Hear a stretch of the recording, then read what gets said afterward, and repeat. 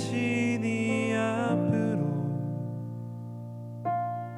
오래 외로웠던 너의 지난 삶에서 나와 넌 내려오라 넌 내려오라 넌 내려오라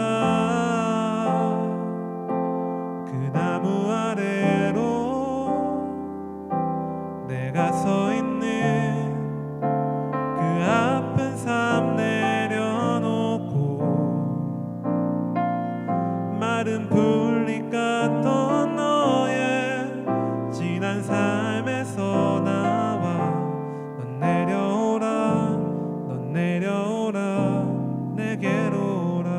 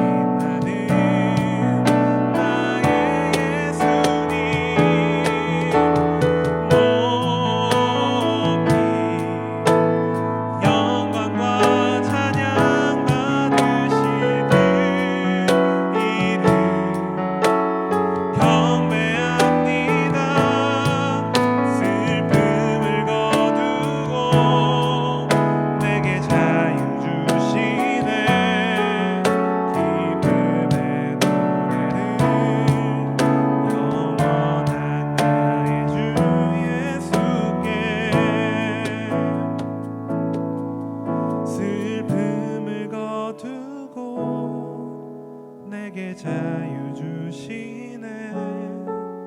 기쁨의 노래를 영원한 나의 빈 예수께.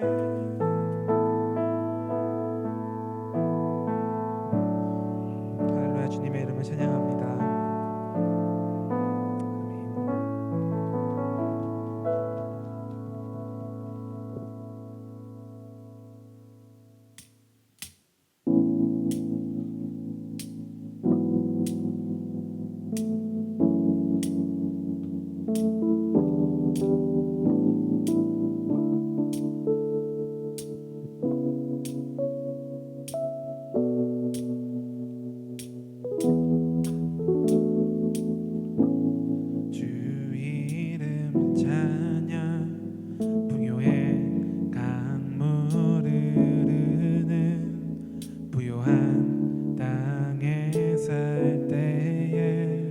주님 찬양해.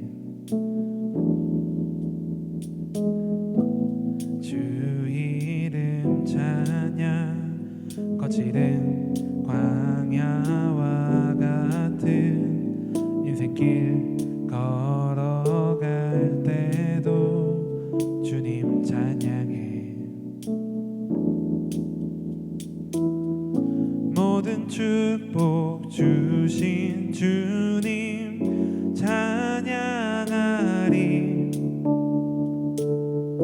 어두운 날이 다가와도 난 외치리.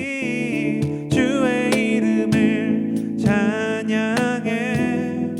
주의 이름을, 주의 이름을 찬양해. 영화로운 주 이름 찬양. 주의 이름을 찬양해. 주의 이름을, 주의 이름을 찬양해. 영화로운 주 이름 찬양. 주 이름 찬양. 햇살이 나를 비추고 만물이 새롭게 될 때 주님 찬양해. 다시 한번 주 이름 찬양. 주 이름 찬양. 가는 길 험할지라도 고통이 따를지라도 주님 찬양해. 함께 고백할까요? 모든 축복, 모든 축복 주신 주님 찬양하리.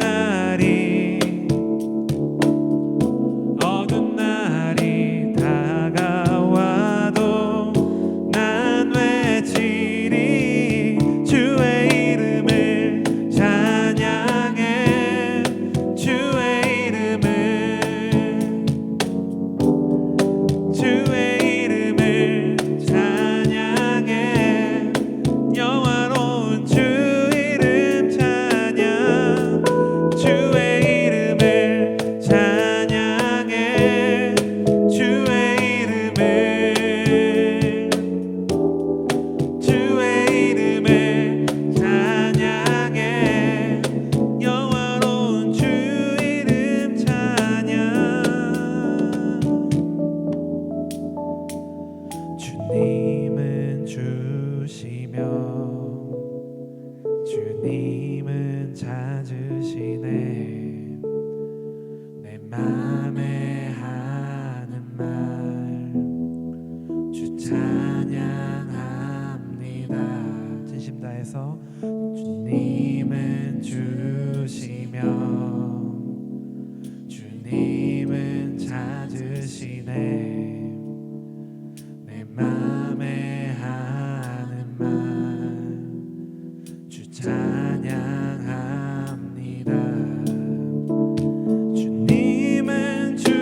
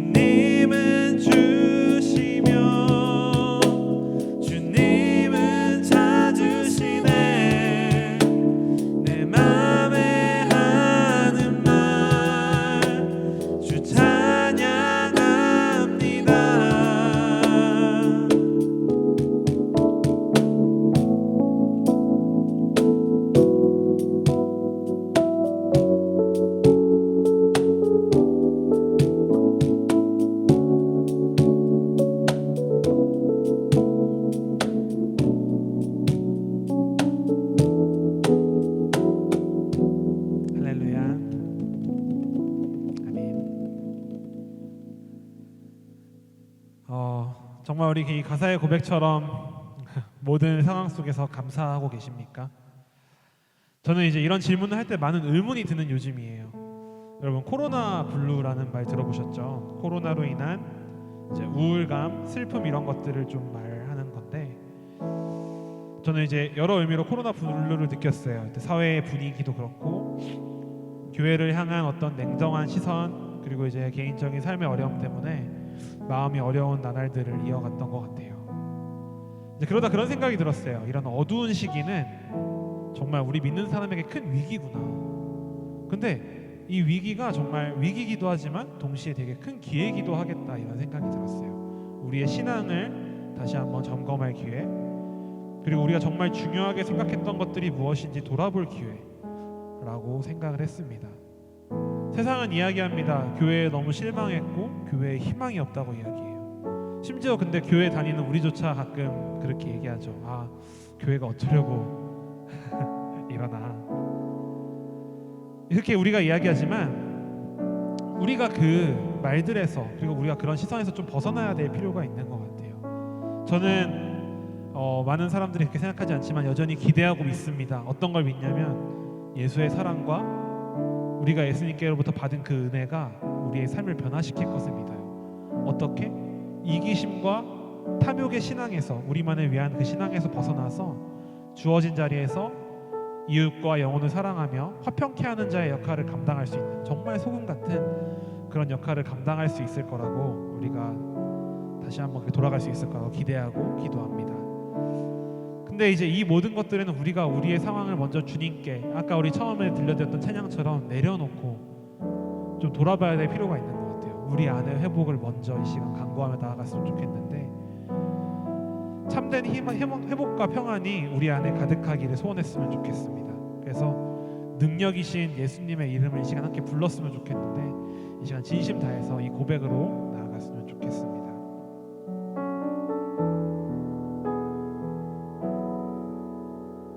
슬픈 마음이 있는 자 몸과 영혼 병든 자 누구든지 부르시오 예수 이름 부르시오 그 이름을 믿는 자 그 이름을 부르는 자 그가 어떤 사람이든 그는 구원 얻으리. 그 고백할까요? 예수 예수 예수 예수 오 능력의 그 이름 예수 나 외쳐 부르네 예수 예수 오 구원의 그 이름 예수 나 외쳐 부르네 예수 그리스도. 우리 2절로 고백합시다. 은과 금 내게 없으나 나 가진 것 너에게 주니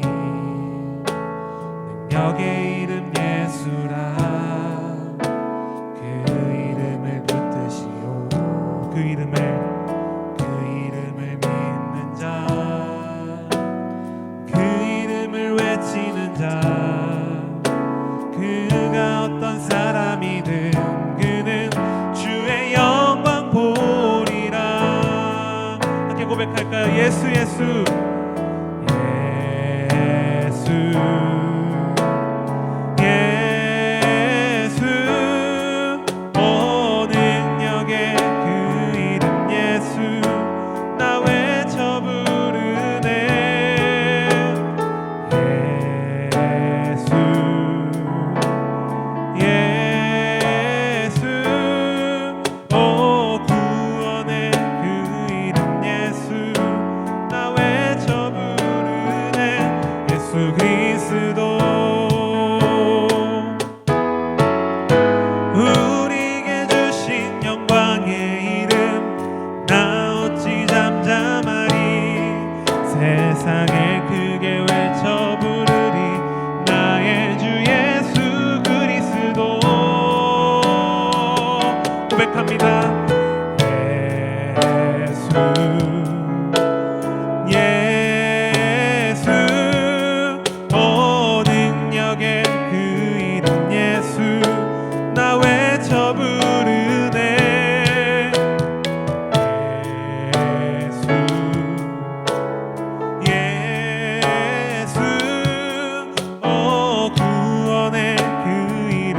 예수 나 외쳐 부르네 예수 그리스도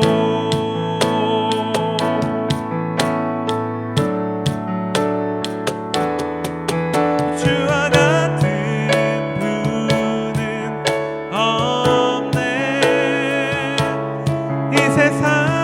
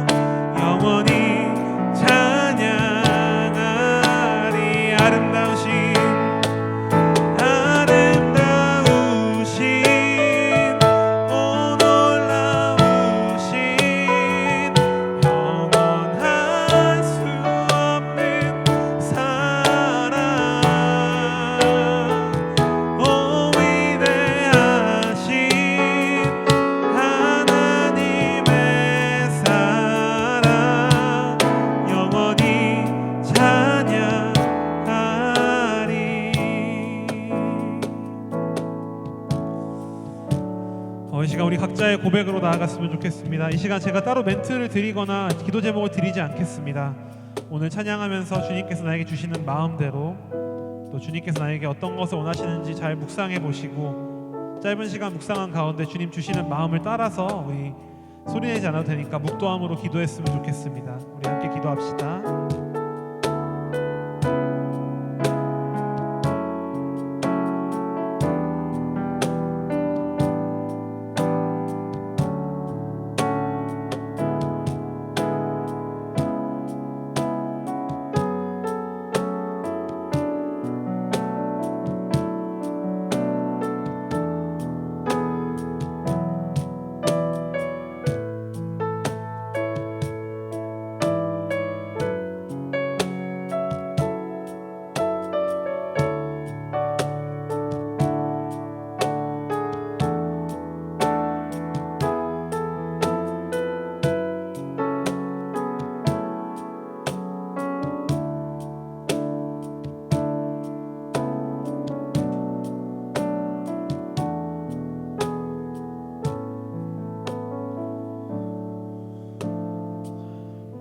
모든 말씀 살아계신 예수님의 이름으로 기도합니다.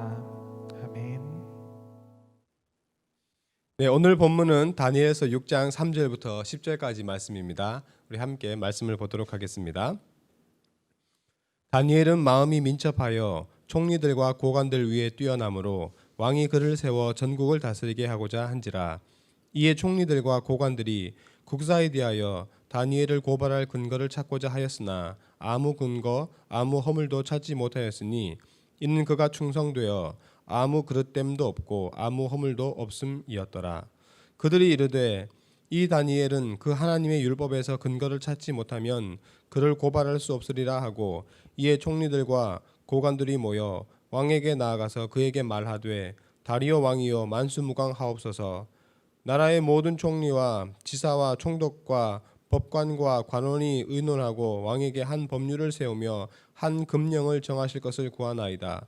왕이여 그것은 곧 이제부터 30일 동안에 누구든지 왕 외의 어떤 다른 신에게나 사람에게 무엇을 구하면 사자굴에 던져 넣기로 한 것이니이다. 그런즉 왕이여 원하건대 금령을 세우시고 그 조서에 왕의 도장을 찍어 메대와 바사에 고치지 아니하는 규례를 따라 그것을 다시 고치지 못하게 하옵소서 하매 이에 다리오 왕이 조서에 왕의 도장을 찍어 금령을 내리니 다니엘이 이 조서에 왕이 도장이 찍힌 것을 알고도 자기 집에 돌아가서는 윗방에 올라가 예루살렘으로 향한 창문을 열고 전에 하던 대로 하루 3번씩 무릎을 꿇고 기도하며 그의 하나님께 감사하였더라. 아멘. 네, 코로나 시기 힘든 시기에 우리 형제자매들 예배드리느라고 고생이 많습니다. 이 부분 잘라주세요. 네, 이 부분 편집해 주시고 우리 다 같이 기도하심으로 하나님 말씀 듣도록 하겠습니다.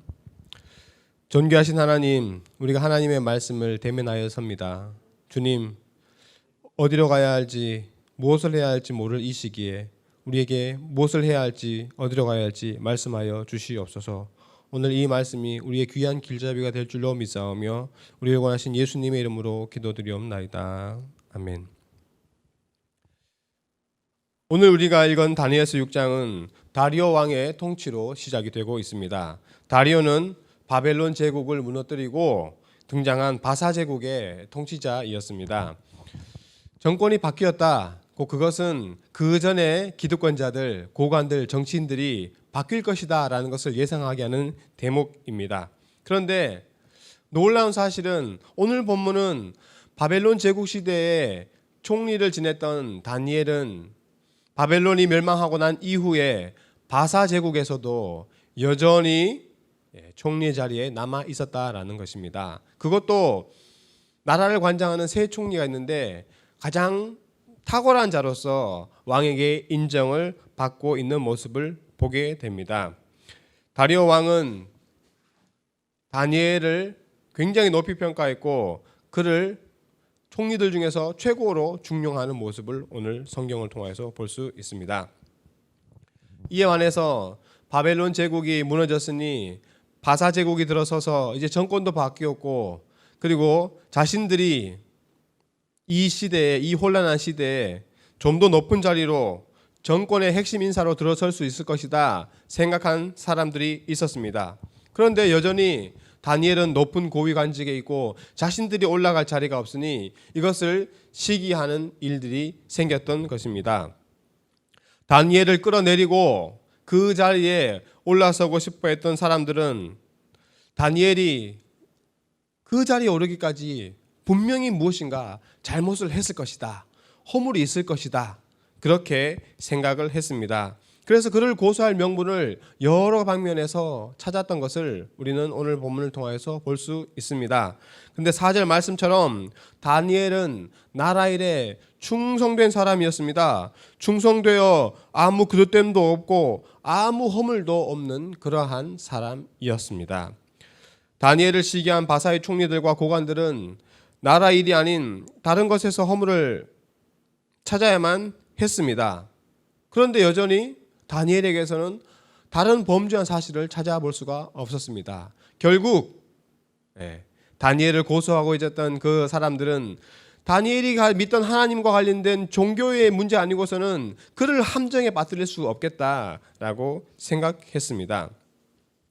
이에 총리들과 고관들은 다니엘의 종교를 문제 삼아서 그를 고발하여 총리의 자리에서 물러나게 할 심산이었습니다.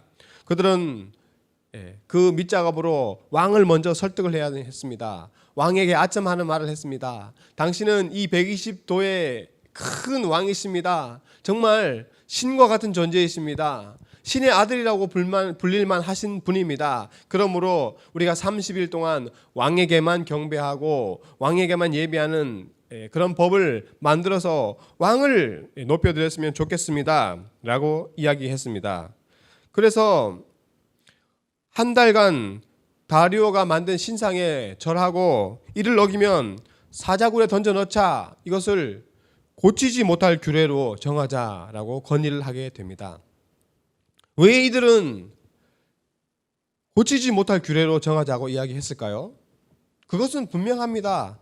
사실 다리오 왕은 이 다니엘에 대해서 호감을 가지고 있었습니다.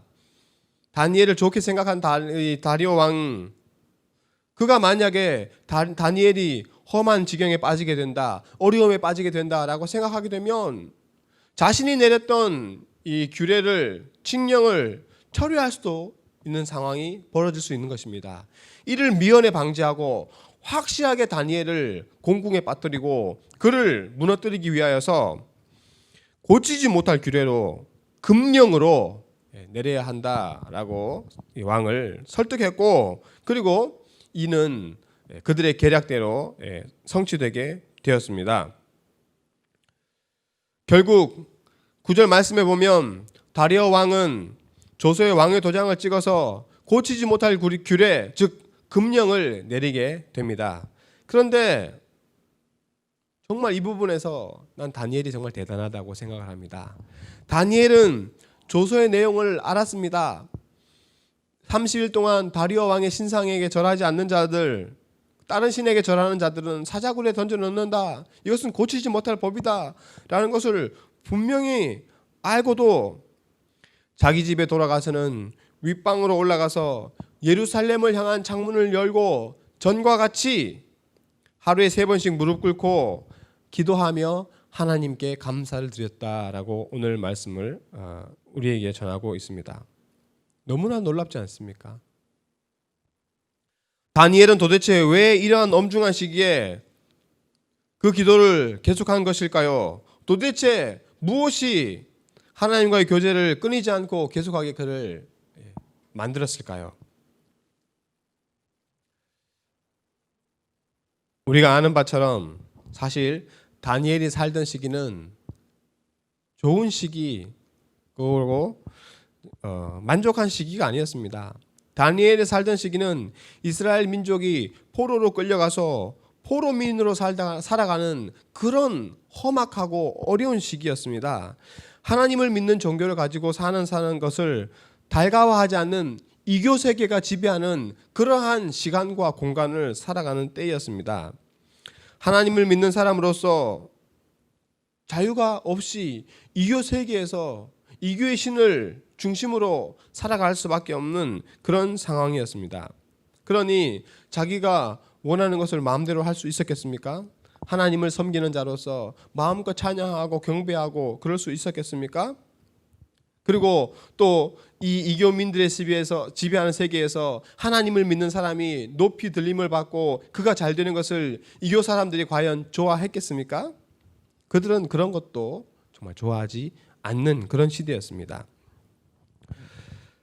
그런 다니엘은 이교 세계에서 참 험한 그리고 어려운 상황을 지나면서도 그 이교 세계 사람들과 국사를 논하고 중대한 사안을 결정하고 또 진행해야만 했습니다. 그 상황 가운데서 과연 정말로 항상 좋은 일만 있고 다니엘이 높은 관직에 있었기 때문에 자기의 뜻대로 다 이룰 수 있었을까요? 그리고 정말 공명정대한 그러한 사회적인 상황이 연출되고 법과 질서에 따라서 모든 것이 운용되는 그런 모습을 볼 수 있었을까요? 그러지 않았을 것입니다. 또 그러지 못했고 그 세계에는 비리와 부정, 불공정, 불의 그러한 것들이 판을 치고 권모술수 오늘 본문에서처럼 누군가를 끌어내기 위한 수작들이 난무하는 그런 세계였습니다. 마음이 무너지기 쉬운 것이죠. 보통 사람이라면은 이러한 상황을 견뎌내기가 쉽지 않았을 것입니다. 하지만 다니엘은 하나님의 사람이었습니다. 그래서 그는 모든 부정과 불의, 그다음에 불공정, 세상에서 일어나는 추한 모습을 보면서도 좌절하고 낙담하지 않았습니다. 그러면서 동시에 그들과 동화되어서 그 세계 속에서 그들과 같은 방식으로 사는 것도 선택하지 않았습니다. 그들의 삶의 옷을 입지도 않았습니다. 이 놀라운 일이죠. 과연 이것이 어떻게 가능했을까요? 그것은 그가 하나님 앞에서 기도하는 사람이었기 때문에 가능한 일이었습니다. 기도는 사실 아무것도 아닌 것 같지만 기도는 능력이 있습니다. 기도는 큰 역사를 일으키는 것입니다. 눈에 보이는 부정과 불공정, 불의, 부조리 등을 볼 때면 사실 저도 굉장히 화가 날 때가 많습니다. 같은 방식으로 돌려주고 싶은 때가 많습니다. 다니엘이라고 그 시대에서 부정과 불의, 불공정, 부조리 볼 때 힘들지 않았을까요? 돌려주고 싶지 않았을까요? 힘들었고 또 그런 것을 동일하게 돌려주고 싶었던 마음이 일어났을지도 모릅니다. 그런데 그는 자신이 가지고 있던 총리라는 권세, 권력을 이용해서 이러한 문제를 해결하려고 하지 않았습니다. 어떻게 해결하려고 했을까요? 오히려 그는 하나님께 기도함으로 말미암아서, 하나님께 간구함으로 말미암아서 이 모든 문제를 극복해내고 이겨냈던 모습을 우리는 그의 기도 생활에서 볼 수가 있는 것입니다. 저도 정말 힘든 때가 있었습니다. 고등학교 시기에 여러분들도 많이 힘들 텐데 저도 힘들었습니다. 아침에 7시에 학교를 가고 저녁에 한 10시쯤에 이제 학교에서 퇴근을 하고, 그런데 이 대입이라는 거 거기에 목을 메어서 사람들 윽박지르고 옥매이게 하고, 그리고 학교에서 늦는다고 막 체벌하고 이런 일들 당하면서 내가 왜 그런 일 당해야 되는지 너무 억울하고 힘든 것입니다. 제도 안에서 필요 이상으로 요구하는 것을 받아들이기가 너무 힘들었습니다. 그대로 있다가는 정말 저도 정말 돌아버릴 것 같았어요. 미쳐버릴 것만 같은 그런 시기가 있었습니다. 그때를 어떻게 보냈느냐? 기도하면서. 이 불공정하고 부조리한, 도대체 내가 왜 이걸 해야 될지 모르는 이 상황을 기도하면서 하나님의 도움을 구하면서 다 이겨냈다는 것입니다. 다니엘이라고 그러지 않았겠습니까? 그 이교 세계에서 힘들고 어려운 일들 하나님께 기도하고 간구하면서 그 불의와 부조리, 불공정, 모든 그 어려운 것들을 다 하나님께 간구하면서 이겨냈던 모습을 우리는 잘 볼 수 있어야 합니다. 또 다니엘은 다른 이유 때문에 기도했다라는 것을 우리는 알 수가 있습니다. 다른 이유는 무엇입니까? 본문 10절에 보면 예루살렘으로 향한 창문을 열고 라고 이렇게 말하고 있습니다. 다니엘은 개인의 고충뿐만 아니라 이스라엘 민족 전체를 위해서 기도하는 그러한 기도의 사람이었습니다. 왜 그러면 예루살렘을 향한 창문을 열고 기도했을까요? 열왕기상 8장 37절부터 39절 말씀에 보면 이렇게 기록하고 있습니다. 만일 이 땅에 기근이나 전염병이 있거나 곡식이 시들거나 깐부기가 나거나 메뚜기나 황충이 나거나 적국이 와서 성읍을 에워싸거나 무슨 재앙이나 무슨 질병이 있든지 막론하고 한 사람이나 혹 주의 온 백성 이스라엘이 다 각각 자기의 마음의 재앙을 깨닫고 이 성전을 향하여 손을 펴고 무슨 기도나 무슨 간구를 하거든 주는 계신 곳 하늘에서 들으시고 사하시며 각 사람의 마음을 아시오니 그들의 모든 행위대로 행하사 갚으시옵소서라고 이렇게 기도했습니다. 이것은 솔로몬 왕이 이스라엘이 여전히 강성하던 때에 성전을 건축하면서 후일에 나라가 패망한다거나 전염병이 돌아왔을 때 그때를 위하여서 하나님 앞에 드린 약속의 기도입니다. 다니엘은 나라가 멸망한 상황에서 포로로 끌려가 있는 그 험난하고 어려운 상황에서 이 약속의 기도를 생각하고 그 약속을 의지하여서 하나님께 나라를 회복시켜 주시옵소서, 우리를 돌이켜 주시옵소서, 말씀하신 대로 약속하신 대로 예루살렘을 향하여서 성전에 있던 곳을 향하여서 기도하면 하나님께서 우리를 도와주신다고 말씀하지 않으셨습니까? 라면서 하나님 앞에 기도를 드리며 민족의 회복을 간구하는 그런 모습을 보였던 것을 볼 수 있습니다. 여러분, 다니엘은 유다 왕족으로 태어났었습니다. 하지만 우리가 아는 바처럼 느부갓네살 1차 침공 때 바벨론의 포로로 잡혀갔습니다. 뛰어난 지혜를 가졌고 깊은 신앙심을 가지고 있었지만 이교 세계에 적응하는 게 참 힘들었습니다. 그러나 하나님 의지하고 하나님께 기도함으로 말미암아서 개인의 문제와 나라 우리 이스라엘 민족의 그 모든 문제를 하나님께 도움을 받으면서 그는 바벨론 제국과 바사 제국에서 정말로 놀랍게 하나님 앞에서 쓰임을 받는 그런 모습을 우리는 볼 수가 있습니다. 어떻게 이 암울한 시기를 견뎌냈느냐? 개인적인 어려움도 이겨내고 더 나아가서 자신의 민족을 위해서 기도하며 살 수 있었느냐? 다니엘의 이 이름은, 다니엘이란 이 이름의 뜻은 이렇습니다. 하나님은 나의 심판자. 여러분, 다니엘에게는 하나님에 대한 확실한 믿음이 있었습니다. 기도하면은 하나님께서 놀라운 역사를 일으킨다는 믿음이 있었습니다. 세상의 왕은 나의 심판자가 될 수 없다. 오로지 하나님만이 나의 심판자가 되신다.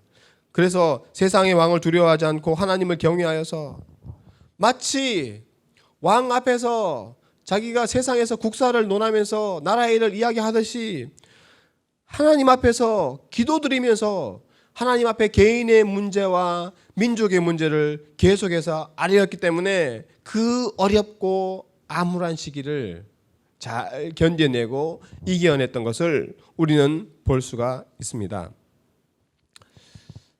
다니엘서의 다니엘의 모습을 보면서 저도 그런 생각이 들었습니다. 오늘날 교회와 성도가 처한 상황이 다니엘 시대와 별반 다를 바가 없구나, 그런 생각이 들었습니다. 다니엘 시대 당시 이스라엘은 바사의 포로가 되어서 그들이 원하는 생활의 방식을 강요받았고 믿음의 방식을 강요받았습니다. 마찬가지로 오늘날 교회와 성도는 세상의 포로가 되어서 세상이 원하는 방식에 따라 행할 것을 강요받고 있는 시대가 되고 말았습니다. 교회 안에 파고든 세속주의, 이것이 문제입니다. 세상의 성공이 하나님이 주시는 복이라고 생각하여서 세상의 방식을 이용하여서 세상에서 교회와 성도들의 성공을 추구하는 것이 많은 성도들이 따르는 방식이 되고 말았습니다. 오늘날 많은 교회와 성도들이 세상이 제시한 성공의 포로가 되고 말았다라는 것입니다. 또 교회를 포로 삼은 소비주의도 있습니다. 마트에 가서 물건을 고르고 원하는 것은 사고 원치 않는 것은 사지 않는 것처럼 교회에서 하나님 앞에 예배를 드리는 것도 원할 때는 예배를 드리고 원치 않으면 예배를 드리지 않고 마치 자기가 소비자가 된 것이냐, 그렇게 신앙생활하는 분들이, 그런 교회들이 상당히 있다라는 것입니다. 소비주의의 포로가 된 세속적인 그리스도인 그리고 교회, 여러분 이것 때문에 교회가 소비주의의 포로가 되어버린 경우가 종종 있습니다. 간절히 부탁을 드립니다. 여러분들은, 우리는 세상의 포로가 된 교회에서 세속의 방식을 따라서 살아서는 안 될 것입니다. 여러분, 그렇게 되면은 아무리 잘 되어도 우리가 지금 보고 있는 세계, 지금 살고 있는 문제 많은 세계의 일원으로밖에 남을 수 없다는 것입니다. 지금도 겪고 있는 부정, 그리고 불공평, 부조리, 그 세계를 물려받고 그 세계를 살아갈 수밖에 없게 된다는 것입니다. 그러나 하나님이 원하시는 것은 하나님의 자녀된 우리가 이 세상에 포로된 교회 속에서도 다니엘과 같이 기도하여서 온전히 하나님의 비전을 가진 사람으로서 거듭이 나고, 그리고 우리 모두가 하나님이 우리에게 허락하신 정의와 공의가 그리고 평화가 넘치는 새로운 세상을 꿈꾸고 바라보고 그것을 열어가는 참된 리더로서 서는 것을 원하고 계시다라는 것입니다. 그렇기 때문에 기도해야 하는 것입니다. 여러분, 우리 힘으로 할 수 없습니다. 그렇기 때문에 기도해야 하는 것입니다. 하나님이 우리를 도와주시고 하나님이 우리를 그렇게 만들어 주실 것이기 때문에 기도해야 합니다. 여러분, 지금은 기도해야 할 시기입니다. 하나님이 원하시는 참교회를 이 땅 가운데 세우고 이를 바탕으로 하나님의 정의와 공의를 이 땅 가운데 하수처럼 흘러넘치도록 우리가 하나님 앞에서 기도해야 합니다. 다니엘은 적국의 포로로 잡혀가서 그 나라의 일을 하는 사람이었지만 하나님께 기도하기를 멈추지 않았습니다.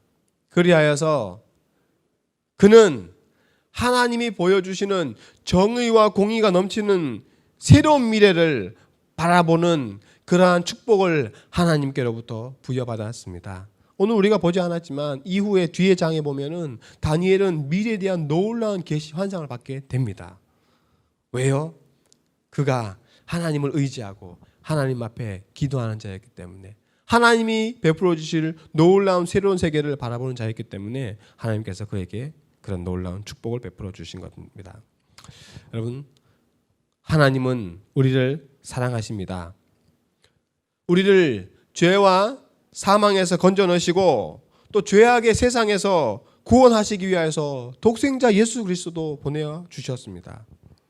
그리고 그 예수님을 통하여서 앞으로 우리에게 공의와 정의가 하수처럼 흐르는 하나님 나라를 우리에게 허락해 주실 것입니다. 할렐루야.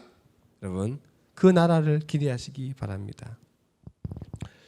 다니엘과 같이 쉼 없이 기도하시기 바랍니다. 그리하여서 정의와 공의가 하수처럼 흐르는 하나님의 나라를 유업으로 받고 그 나라를 누리는 우리 사랑하는 대강교회 고등부 모든 지체들 되시기를 주님의 이름으로 간절히 축원을 드립니다. 아멘. 기도하겠습니다. 존귀하신 하나님 아버지, 다니엘과 같이 기도의 사람이 되게 하여 주시옵소서.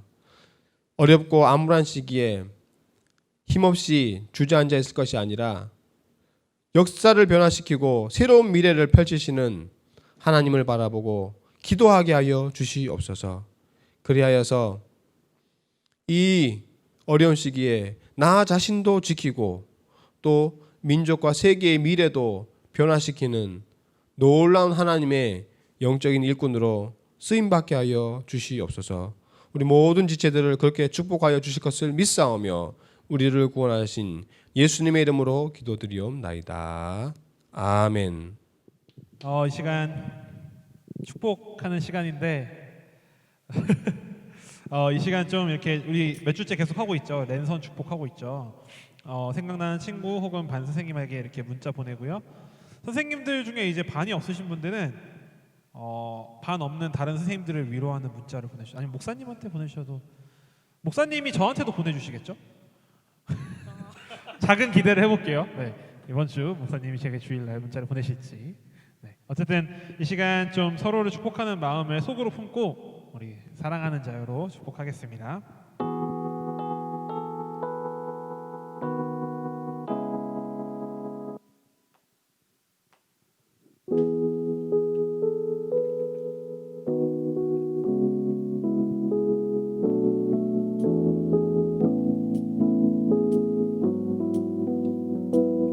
함께 축복합시다. 사랑하는 자요, 사랑하는 자여, 내 영혼이 잘됨 같이 내가 범사에 잘되고 강건하기를 나간 구하네. 사랑하는 자여, 내 영혼이 잘됨 같이 내가 범사에 잘되고 강건하기를 나간 구하노라. 이 시간 좀 약간 바로 지금 핸드폰 열어서 음악 나오는 동안에 아무한테나 아까 말했던 실제로 문자 보내게 할게요. 지금은 잘 지냈어라는 문자를 보내는 걸로 할게요. 우리 안부만 묻고 그 이후 대화는 예배 끝나고 이어가세요. 지금 다시 마시고 그렇게 우리 한번 서로 안부 부르면 좋을 것 같아요. 축복하는 마음으로. 사랑하는 자여, 내 영혼이 잘됨 같이 내가 범사에 잘되고 강건하기를 나간 구하네. 사랑하는 자여, 내 영혼이 잘됨 같이 내가 범사에 잘되고 강건하기를 나간 구하노라. 네, 축복합니다.